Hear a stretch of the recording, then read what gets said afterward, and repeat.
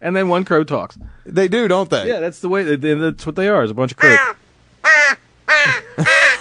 Right, there you go. All right, now they're gonna continue on here, and These are the two live stews. Yeah. Okay. Yeah. So they're gonna continue on with this argument. Did you hear him call? He calls Larry Johnson the spitter. The spitter. The spitter. Yeah. Who's the swallower? Skip. Tell us. And he called Skip Skipper. Skipper. Yeah, I heard that. Skipper. Skipper. Hey, little buddy. I can see him running on the set now and beating or beating Stephen A. Smith with his sailor hat. Little buddy.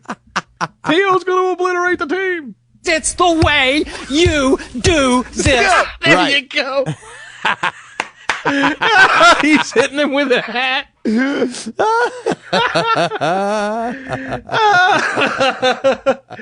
Skipper. I'm going to kick his golden tail. Skipper. Skipper. Skipper, the professor done made a radio out of a coconut, but he can't fix a boat. You both hate him. Listen. You hate him. He don't know how to patch a hole in a boat. But he made a TV out of a palm tree. Skipper.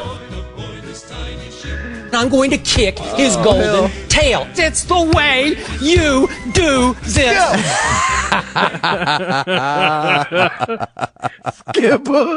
Skip. God, we have so much fun with this guy. Skipper. Oh, hell, that was good. All right, let's listen to some more of them. Where were you haters the Monday after Brett Favre, at age 39, playing on a big old swollen ankle, threw 7 touchdown passes against a pretty good Arizona Cardinal defense? Officially it was 6, but Colts dropped another one right in the end zone. So I'm just saying, where were you then? That was terrible. We were right here. Oh, I don't think you were there. Hating Favre, liking Favre, high risk, high reward. That will sum up Chad Pennington. That does it. That does it for third down. They should. It's too bad they don't have Chad fourth down. Texas is number 1 in the BCS standing still, but will they be playing in the BCS championship game, and who will they be playing? Brett Favre. Oh, she's trying to move on, and they're just arguing like crazy. Sounded like a bunch of squawking crows. Skipper.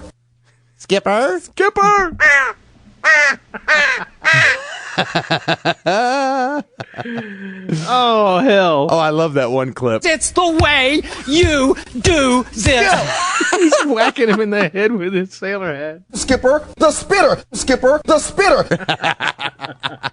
Oh, I see. Okay. Yeah. Oh. He knows the NFL. Who's the he knows who the spitters are. Right.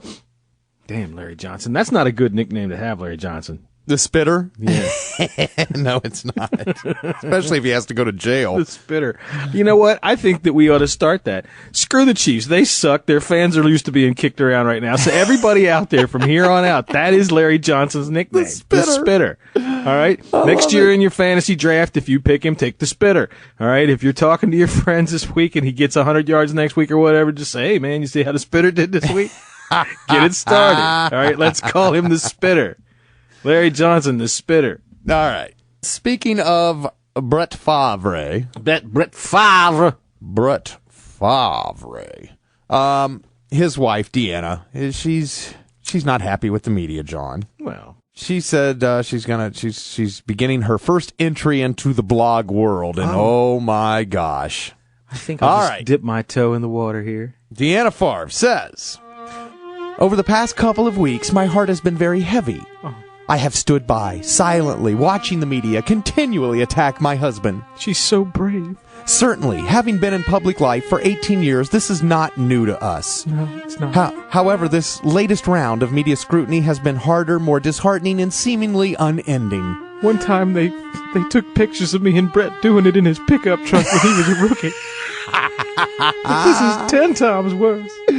Sure, for some it is difficult to understand the tough choices we have recently made for our lives, but although Brett may be in a new uniform on the football field, he is still the same man that all of you have loved, cheered, and supported for the past 2 decades. Yeah. Well, she must not be talking to Viking fans or Bears fans. He put a bag full of turkey innards in one of those boys' lockers. Oh, she addresses that. Oh, really? He is the same man. I'm ahead of myself. He is the same man who supported me through my battle with breast cancer and served as my rock during the difficult days following my brother's death. He had so many pills. Brett is the same man. Oh, man. I would have never gotten through without his collection of pills. Oh, no. Brett is the same man that helps our youngest daughter with her homework every night, and he is the same man that guides our oldest daughter through this exciting adventure that we call college. Oh, god dang. No, see, honey, you got an integer out of place here. All right, so you got to go back and look at it again, all right?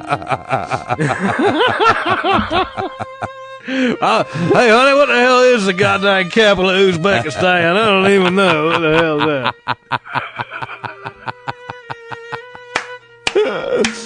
Oh, no. Hey, I can't be helping you with the homework right now. I'm on the phone with the goddamn lines. Look here, boys. Let me tell y'all how to beat the Packers. Hey there, sweetie. Let me teach you how to sing.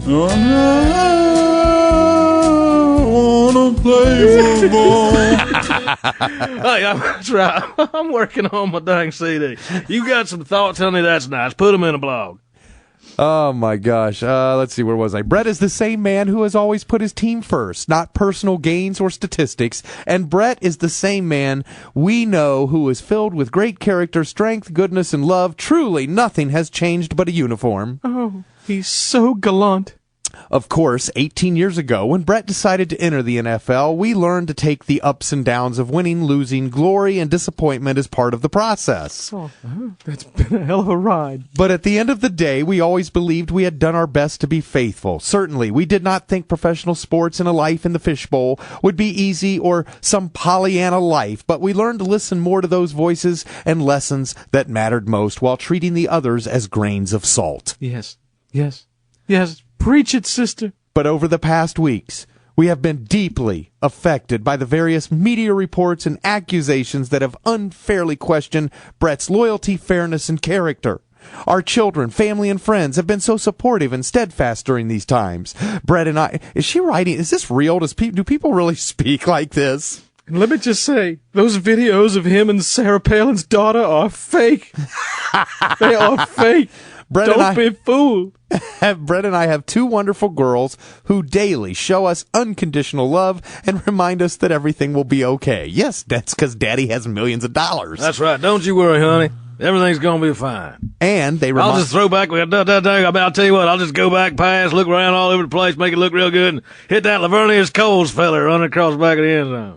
Touchdown. Hot damn. And they remind us that media reports, accusations, and rumors become irrelevant in light of the joy they bring to our family and in how they remind us that in all things, even the tough things, God has a bigger, better purpose. Well, why are you writing this blog then? Yeah, see, she's not writing a blog, Tom. She's writing a resume for Ladies' Home Journal. Right. Listen to how she's talking. She sounds like a greeting card. Yeah, listen to this. But I will say, most hurtful are those media reports. Nobody speaks like that. No, most hurtful media reports. Most hurtful are those media reports who would like you to believe that Brett is eaten up with bitterness over his split with the Packers. Still feeling some grief, sure, but not bitterness. Yes, in the beginning, Brett was angry and hurt with the way things ended. But how could he not be? Brett gave most of his career and his adult life to the Packers. And look how they treated him. Take me back to the Green Bay Packers, walking through interception in the high school winner.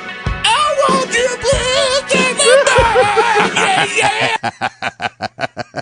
They were more than just an organization, but also became our home away from home and our surrogate family. That's right. Whenever we needed a babysitter when Brett was on a tear, we'd get all drunked up and popped out on Vicodins, toss our kids in the general manager's office, and head off for the weekend. Oh, this is great. We will always love the Packer fans for making Brett more than just the focus of their applause on game day. Yes, sometimes they were the focus of his boos.